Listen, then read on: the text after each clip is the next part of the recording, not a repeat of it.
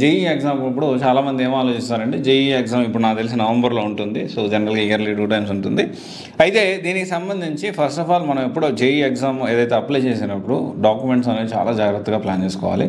ప్రతి డాక్యుమెంట్ని, ఆ డాక్యుమెంట్స్ ఏంటి, ఎలా ఉండాలనే దాని గురించి ఇంకొక వీడియోలో మనం మాట్లాడుకుందాం. అయితే దీంతో పాటు జేఈఈ మెయిన్స్ కానీ జేఈఈ అడ్వాన్స్ కానీ రాసేటప్పుడు చాలామంది అంటే వస్తే ఐఐటీలో ఫోకస్ చేస్తారు, లేకపోతే ఈ ఐఐటీ కాకుండా ఏదో చిన్న చిన్న కాలేజెస్లో ఫోకస్ చేస్తూ ఉంటారు. కానీ ఇక్కడ ఐఐటీస్లో కూడా top IIT college NIRF ranking ప్రకారం టాప్లో ఐఐటీ మద్రాస్ ఉంది, తర్వాత ఐఐటీ ఢిల్లీ ఉంది, ఐఐటీ బాంబే ఉంది, IIT Kanpur and IIT Kharagpur వరుసగా 5 ప్లేసెస్లో ఉన్నాయి. అయితే తెలుగు స్టేట్స్లో చూసుకుంటే IIT Hyderabad and IIT Tirupati ఉంది. ఐఐటీ హైదరాబాద్ అండ్ తిరుపతి 7లోనే 8లోనే ఉన్నట్టుంది ఎన్ఐఆర్ఎఫ్ ర్యాంకింగ్ ప్రకారం. సో ఇక్కడ ప్రతి దాంట్లో అంటే ఐఐటీ మద్రాస్లో 36 కోర్సెస్ ప్రొవైడ్ చేస్తున్నారు.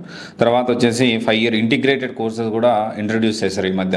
అంటే 5 years integrated BTech with MTech రెండు కలిపే ఉంటే 5 years ఉంటుంది కాకపోతే. అండ్ తర్వాత వచ్చేసి ఏంటి అంటే ప్రతి IIT institution AIML data science అనే కోర్స్ని తీసుకొచ్చారు, లాంచ్ చేశారు. దాంతోపాటు మనకి ఇక్కడ ఐఐటీ కాన్పూర్లో చూసుకుంటే బీఎస్సీ కోర్సెస్ ఉన్నాయి, దాదాపు 8 కోర్సెస్ ఉన్నాయి.